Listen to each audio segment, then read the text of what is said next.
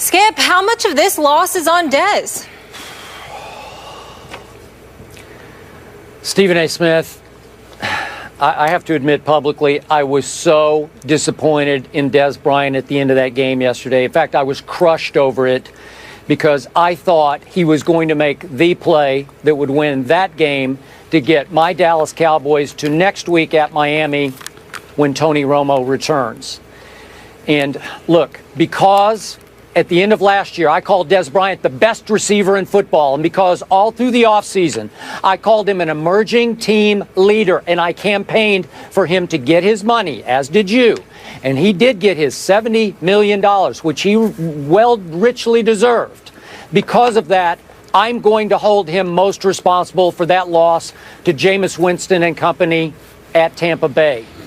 Stephen A., I said Friday, it's time for Dez to learn to channel his rage and his frustration about over all this losing into playmaking instead of into tirades against the media over things that should not matter to Dez Bryant. So let's go back to 4 minutes left in this game at Tampa yesterday.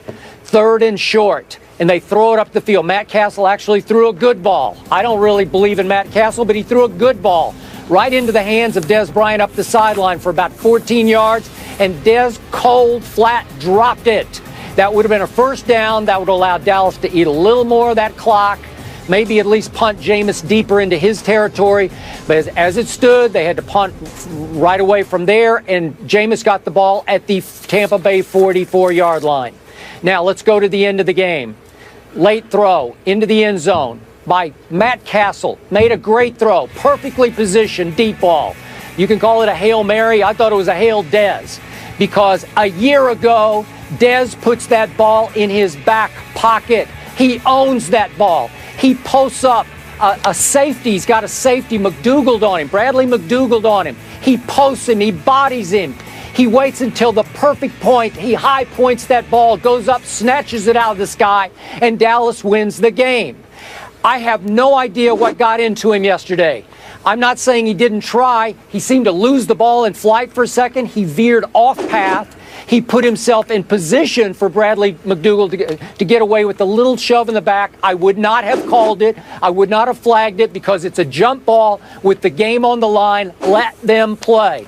Dez is bigger. Dez is stronger. All I know, if I'm going to give him any excuse or break here, Stephen A., maybe he can't jump off that surgically repaired foot. That's all I can figure out. Maybe he's afraid. Maybe it's just too sore to launch off that foot. That's all I got right now, because otherwise he just looked lost. Lost the ball, lost his emotion, seemed defeated. I have no idea what didn't get in to Dez Bryant.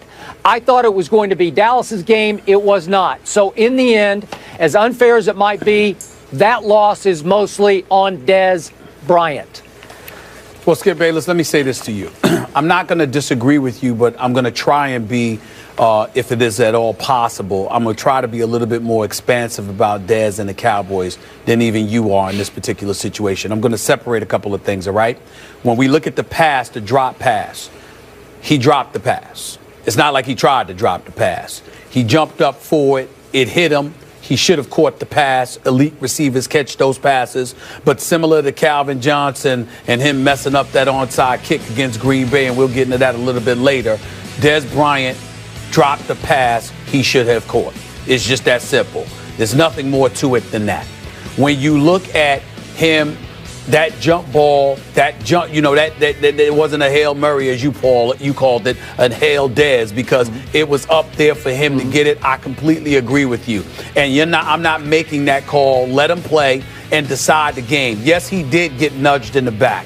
So what? It's not the first time it happened to Dez. It wouldn't be the last. That's just the first time we didn't see him really go up for it the way he normally does. If it's his foot, it's his foot. If it's something else, it involves a more expansive discussion. At the end of the day, what this comes down to me, Skip, I think it's a situation, it's a combo of a couple of things.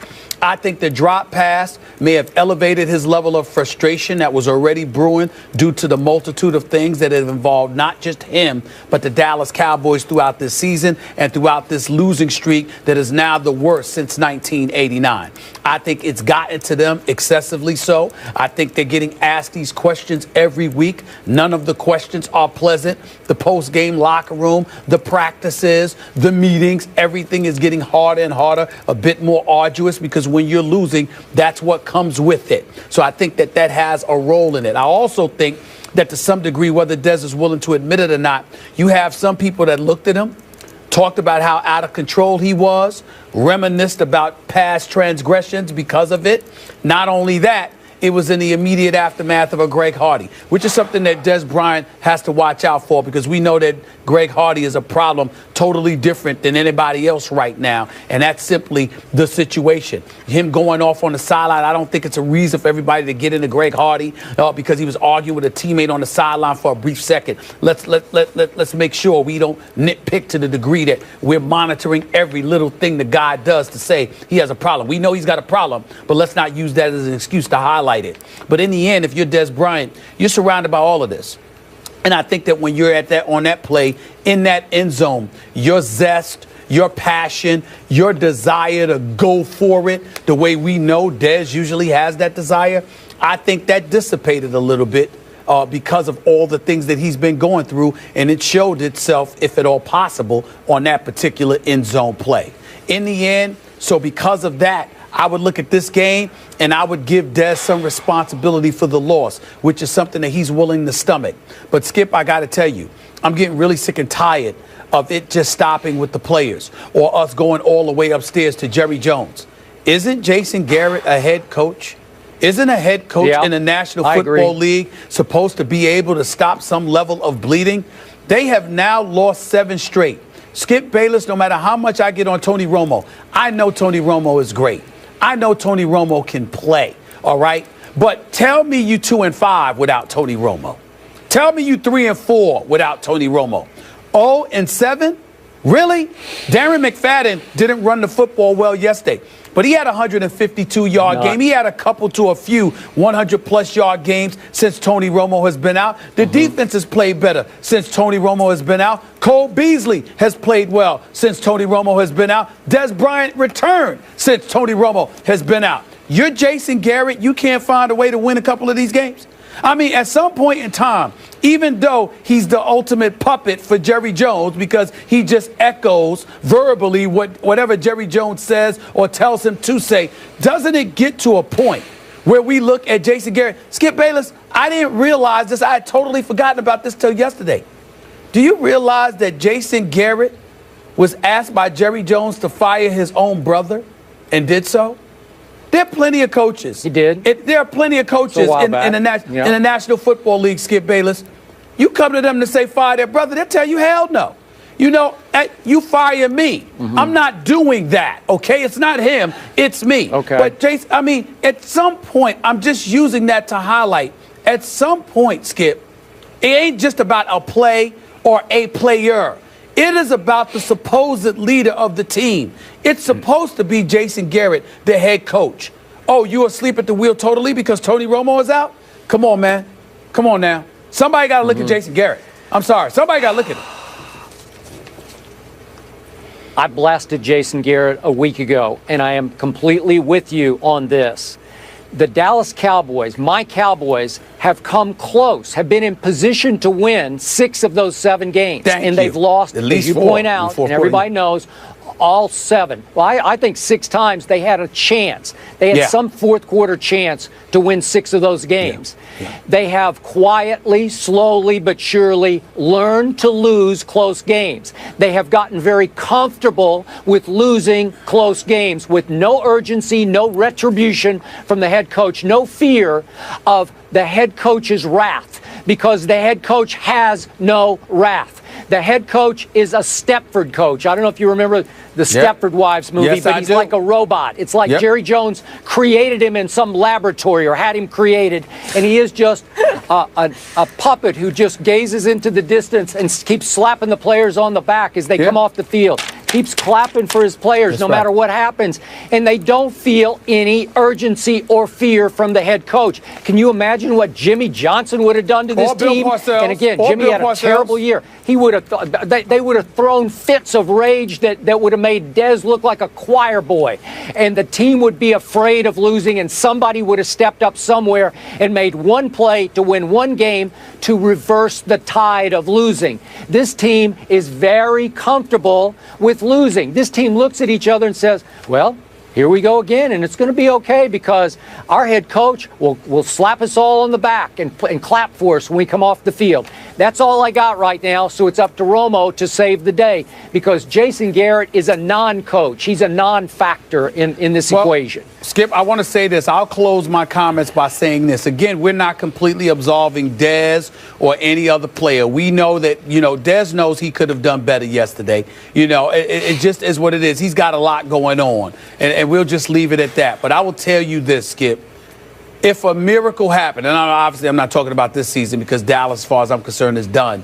But if we're talking about moving forward in the seasons and the years to come, and Dallas lucks up, and obviously a miracle happens and they win a Super Bowl, I don't care to see the head coach lofted like, they're carrying him on their shoulders like they do Super Bowl champion coaches. As far as I'm concerned, Skip, I don't know what he's doing because to me, I don't get it. I don't get, you can't win a game without Tony Romo. A game? Not one game? I mean, come on now. At some point in time, it's your responsibility to find this is football. Injuries are a part of the game. That's not applicable to Tony Romo. If this were anybody else, we'd be talking about coaches on a hot seat or coaches getting fired. This guy, other than last year, the best that he has done with the Cowboys were 8-8 seasons. That's it. The last year's 12-4 was the only mulligan, and that was because of an MVP caliber year that Tony Romo was having, and an MVP caliber year that DeMarco Murray was having. And even though they should not have let go of DeMarco Murray, they have plenty of weapons on both sides of the ball to prevent themselves from going 0-7 without Tony Romo. If Jason Garrett can do his job. I don't know enough about football to dissect the intricacies of what the head coaching responsibilities are. I'm a results-oriented dude, bottom line, because even if I did know, they tell me I'm lying and they deny it anyway, so it doesn't make a difference. But the results are something they can't deny. I'm tired of Jerry Jones, Stephen Jones, Tony Romo, Dez Bryant, Greg Hardy, or somebody like that being held accountable. Jason Garrett is responsible. He's the head coach. And damn it, he ain't doing his job. Somebody needs to say something. Okay, last quick point. Are you sure that a miracle can't happen this year in this NFC East thanks to your Giants and those Eagles? And now here come the Redskins. Are you sure it's over in the East? Because I'm not sure. I'm not sure, but it just looks that way. I mean, you lose 7 in a row. I find it hard to believe that you all of a sudden come back and win 7 in a row. You see what I'm saying? I mean, you're not going to win the division at 8-8, in my opinion. You got to go at least 9-7, which means that the Dallas Cowboys would have to win every game once Tony Romo returns. I can't see that happening. I can't see that happening. I don't mind being wrong because I don't mind the Dallas Cowboys winning a few games and then teasing us until the last game of the season or some big playoff moment and then collapsing. But I just don't see that happening. I don't see them winning 7 in a row. We'll leave it there. I don't think it's over yet. Okay. Skip, we're going to discuss that later. The Cowboys, of course, are the only team in the NFL that haven't had at least one since week 3. And as the guys mentioned, things not going well for the entire division yesterday, except Washington. We'll break down the NFC East later on. I'm really looking forward to that conversation. Up next, it was ugly in Denver, too. It was the worst game in Peyton Manning's career. Let that sink in for a minute. Are we seeing the end of Manning after being benched in Mile High? Don't miss that discussion.